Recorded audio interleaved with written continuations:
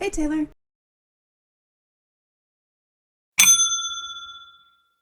If your name's not Taylor, hi, my name's Azaria. I'm a PhD creative writing student and fiction writer, magical realism writer, based in the mid-estate in the Midwest, Nebraska. Welcome to the For Pookie channel. In today's video, I just wanted to talk to you a little bit about the reasons that you may not want to get an MFA. We'll also talk about the reason that you may want to get an MFA, kind of the benefits of getting an MFA. As someone with an MFA, I don't think that it's necessary for a lot of the sort of avenues that a creative writer will take in their career and their writing journey. As someone with an MFA, I also don't regret getting my MFA. However, if I were to do things over again, I probably would not get an MFA. MFA stands for Masters of Fine Arts, and it's usually considered a terminal degree, meaning it's the highest form of a degree that you can get in a creative field. Now, you may still be able to get a PhD, so now I'm a PhD in creative writing student. However, it's a bit different because you can get an MFA in creative writing, but you can only get a PhD in English with the creative writing concentration or specialization or something like that. So they are a bit different. They're not exactly the same. So MFA programs are arts programs, creative programs. It might be a studio art program. We're only going to be talking about an MFA in writing. My MFA is in creative writing and fiction, and I got it from Butler University in Indianapolis, Indiana. I attended that school for 3 years, which is the kind of shortest amount of time that you can attend to get your MFA, unless you take several classes during the summer. There's also the option, if you come into an MFA with an MA, sometimes you can get the MFA in just 2 years. So the first reason to not get an MFA, publishers and agents do not care about your MFA. If anything, you can kind of come off snobby because you have an MFA. And here's what I mean. So publishers and agents want good writing, and they want someone who they feel like they can work with. They want stories that excite them, and of course that they feel like they can sell. So the fact that you have those 3 little MFA letters behind your name is not particularly going to be important for them. Also, and we'll get into this a little bit more, sometimes people come out of the MFA with this idea that because they have an academic background in creative writing, that they know more than people that work in the field already. And that's not necessarily true, and it's often just straight up untrue. The first reason you may want to get an MFA is to build community. That's probably the biggest benefit that I believe I got out of having an MFA or going into an MFA program. I met so many people, so many great writers, professional writers. While I was in my MFA, I met Hanif Abdurraqib, I met Percival Everett, I met Maurice Broadus, a few other writers. And some of those meetings were not helpful, but some of the meetings absolutely were helpful and kind of formative in the way that I identify and have worked to establish myself as a writer. I still keep in contact with several of my classmates. One of my really good friends, Courtney, and Taylor, we have a monthly meeting where we come together, kind of talk about anything that we're struggling with in terms of writing, in terms of school. I know Taylor and I will sometimes, even though we didn't meet through the program, sometimes Taylor and I will do kind of writing sprints together on Zoom. And so having those people sort of around you is really great, especially when you're in that stage with a writing project where you're ready for other people's feedback, but you don't want to shell out money for a beta reader. A lot of the times you can just sort of work on a quid pro quo kind of basis with these people in this writing community that you've built. So, hey, I've got this 20-page story. I have these concerns about it. Can you read this story for me? Tell me what you think. And then they do that. And then maybe a month or so later, they come back with something that they want your feedback on. And you kind of repay that favor. The second reason that you might not want to get an MFA is that it honestly might ill prepare you for the world of publishing. And that's because sometimes MFA programs have a tendency to be a bit insular. So, for example, the short story, it primarily exists at this point in literature to be discussed in the classroom. Publishers, 9 times out of 10, they don't want short stories. They don't want short story collections. They want novels. They will take a novel and stories, they'll take a linked short story collection, and depending on, sort of what publisher you're with, what your agent says, how hard you've worked on a regular collection, they might take that too, but they're always going to prefer novels. And due to the nature of the MFA program, short stories always work better. For example, in all of my MFA classes and in my PhD classes that I'm taking, there's never more than 12 students in the class. Okay, 12 students. So if we're workshopping short stories, then that means each student will typically submit twice during the semester a story of no more than 25 pages. Already, that's 600 pages of reading for the semester, which if you've taken courses at the graduate level is not a lot. You might get 200 pages of reading per class per week. So that's not a lot, but it is when you're looking, or when the writer is looking for you to give them feedback, for you to answer specific questions, for you to keep an eye on these characters that they're concerned with. When something is a work in progress, it typically takes a longer time to discuss than something that is finished. Now, in a novel class, a 25-page excerpt of a novel, we're not even getting started, really, in the novel, right? We would really need 40 to 50 pages in order to kind of really understand what's happening with the novel. So if we had 50 pages that was submitted from everyone in that 12-person class, then we also have 600 pages. But then each person only gets to workshop once. You don't really kind of get to learn their style as a writer, the themes that they usually discuss, all of these other things. So working with novels in the MFA program is more difficult. And so short stories just kind of work better, but they don't necessarily work for publishing, not in all circumstances anyway. And if you're writing these sort of isolated short stories, then your only route for publishing is going to be literary magazines. And for most literary magazines, they receive way more submissions than they have readers. So literary magazines, for the most part, are not profitable. And so for the most part, literary magazines aren't going to pay you a lot of money, if any money. The second reason you might want to get an MFA is to build contacts with writers, with professors. And this is a little bit different than building community. So this is what I mean. I have some really, really, really great former professors from Butler University that I email every now and then for recommendation letters, for things like my artist residency that happened in San Francisco, for a workshop that I was actually a part of in New Mexico in the summer as well, for any sort of grant programs that I might apply for, fellowships, scholarships. Usually you're going to need a letter of recommendation, and getting an MFA is a good way to kind of make sure that you stay in contact. And an MFA is a good way to introduce yourselves to these people, these professors, these writers, and then to maintain them as contacts. Now, what usually will not happen is that you'll meet a published writer and they'll decide to take you under their wing. I just hope that you're not expecting that to happen. A lot of the times, working writers are also teachers, so they have students that they teach already, and so it's kind of just like not realistic for you to expect them to kind of take you on.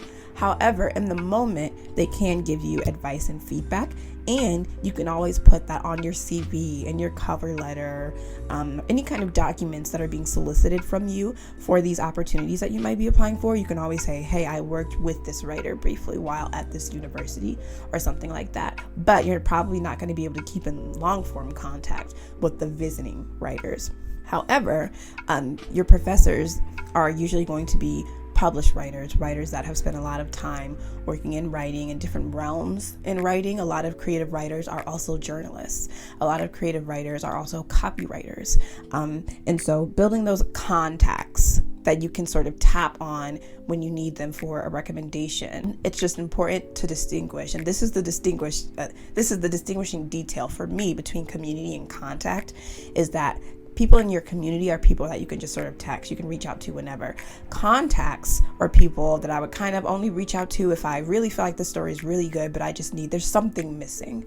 They're people that I would reach out to not as often, just because of their workload. I also wanted to say that the MFA can provide other opportunities for you to make contacts like this, as in publishers, editors, agents, usually through something like a publishing panel where they invite maybe a handful, maybe it's just 2 or 3, but they invite some sort of literary professional, publishers, agents, editors to the school, and they sort of tell you what their process is like, what they're looking for, the do's and don'ts of submitting or querying. The third reason you may not want to get an MFA is because it's expensive. I don't advise anyone get an MFA unless the program is going to give you 100% tuition remission. 100% tuition remission. 100% tuition remission often comes by way of you being a research assistant or a teaching assistant. And that can look different depending on the program that you're in. So for example, my MFA program, we didn't have what was called a teaching assistant. We had what was called a writing fellowship. So you could be a writing fellow and you didn't teach any classes on your own. You kind of acted as just an assistant for the professor that was teaching that class. So for example, I acted as a writing fellow for the reader of my thesis, actually. And it was just his freshman composition class. It was a very cool class, actually. And I kind of used a lot of what he established in that class to build my class. But I wasn't responsible for teaching the class. I wasn't responsible for grading, any of that. I was mostly an observer to kind of see what happens in his classroom, how he handles his classroom, what's his classroom management like, things like that. However, one of my really good friends who's in my PhD program now, he went to a school in Virginia. He went to Old Dominion University, and he was a graduate teaching assistant, but he was responsible for a 2-2 load. So he taught 2 courses in the spring semester and 2 courses in the fall semester. It really just depends on the program.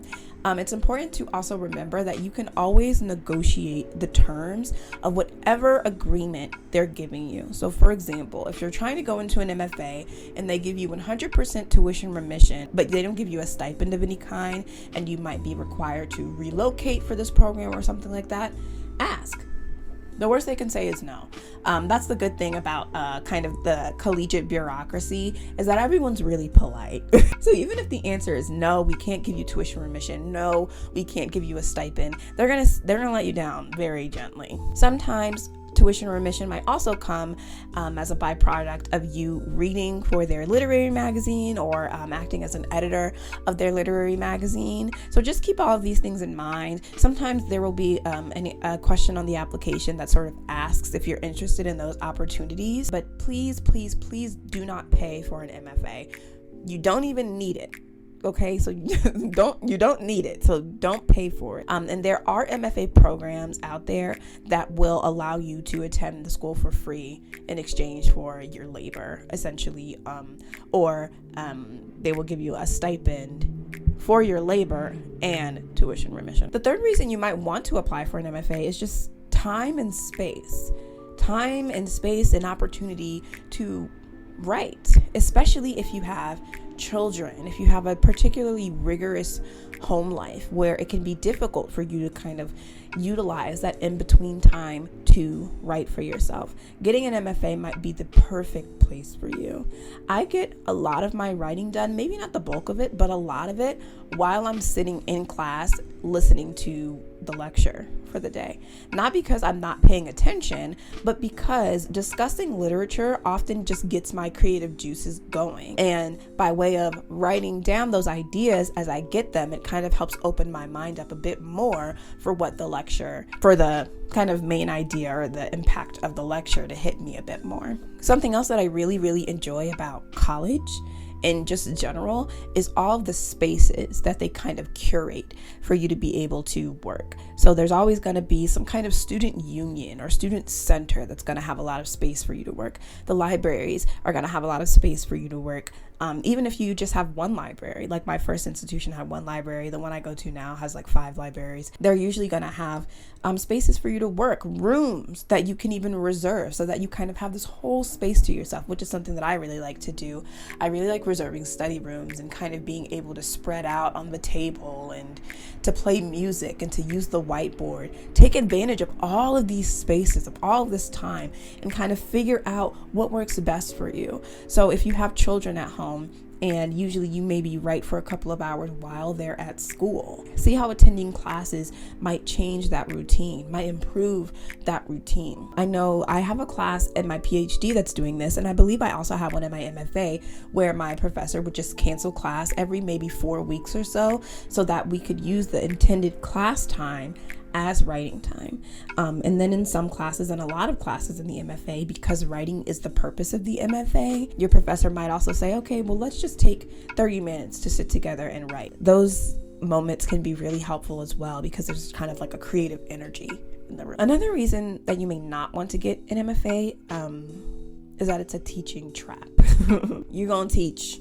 You're going to teach. Even if you aren't kind of like officially a graduate teaching assistant or something like that, chances are you'll end up teaching in some capacity. At Butler, we also had like this summer writing program or I think it was like a camp that they usually tapped MFA students to lead. And they paid us, of course, but like it was a teaching opportunity. We also had a partnership with the local schools because we had a service requirement. So we had a service requirement for our MFA, and you had to do something for the community, but in a writing capacity. So a lot of us would do it through this partnership with the public school system. And we actually had a professor that worked in the public school system. And so essentially we would tutor students, we'd read their essays, tutor them, just high school students. And so if you are going to be in an MFA program, you're going to end up teaching something. And a lot of people that get MFAs end up teaching after the MFA, because a lot of the times the MFA just kind of prepares you to teach creative writing and college composition. The fourth reason why you might want to get an MFA is that it'll give you teaching experience.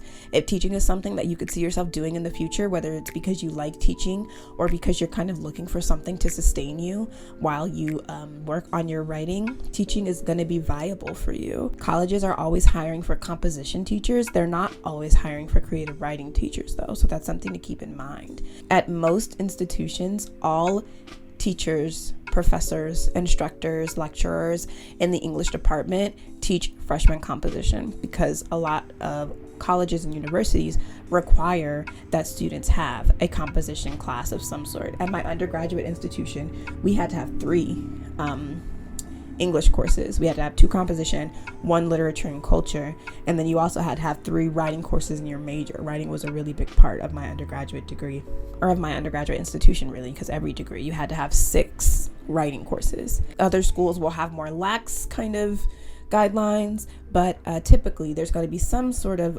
composition writing class required, and usually the English department is who they tap for those things. It's kind of how the English department makes itself most useful, because typically the business department or the school of business or whatever is going to bring in the most alumni donations, and because of that they're going to be the ones to receive the most funding. The English department and humanities funding is typically slashed year after year, and the best way for English professors, teachers, instructors to remain present at the university is to make sure that they're good composition teachers. So if teaching is something that you are interested in, then getting an MFA will essentially help you transition into teaching at the college level. The final reason you may not want to get an MFA is that you can find everything online. You can find it all online. Really, the MFA, it's not about what you learn necessarily. It's just about improving your writing practice. And so as long as you're making time to write, I think you'll be fine. And if there are specific things that you're looking for, usually you can find them online. There are online websites that sort of help you get a mini MFA or something equivalent to that that are completely free. There are videos that you can watch. There are sites that exist for half the price, like Skillshare and Masterclass. I think Masterclass might be a bit better. They have like N.K. Jemisin and like established writers up there, and the classes may be expensive, but they're cheaper than an MFA would be if you were paying for one or getting student loans for one. So I really implore you to take advantage of online resources, and if you see some online resources that are helpful, then think about how you might integrate studying those resources, working with those resources into your daily life in a way that's structured, so that even if you're not in an MFA, you're still doing some structured learning. The fifth reason that you may want to get an MFA is if you have interests in theory or in specific sort of time periods of literature and specific kinds of literature. Things like that I think are good for the MFA. If you sort of want to discuss literature in a scholarly way, with some kind of like-minded people, then the MFA might work for you. You have to definitely make sure that you register for those kinds of classes. In the MFA, a lot of the classes are going to be about creativity, about creating, about craft. But if you just want a straight up literature class, your MFA likely will also have those that you'll be able to take. Theory, it might have theory, it might not have theory. It might be a situation where they only offer a theory class every 2 years or something like that.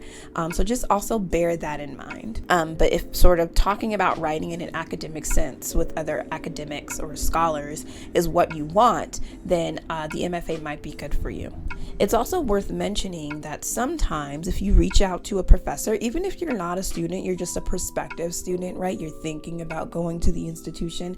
If you reach out to the professor and just ask if you can sit in on a couple of classes, 9 times out of 10, they're going to be totally on board with that. And the students in the class are also going to be really helpful.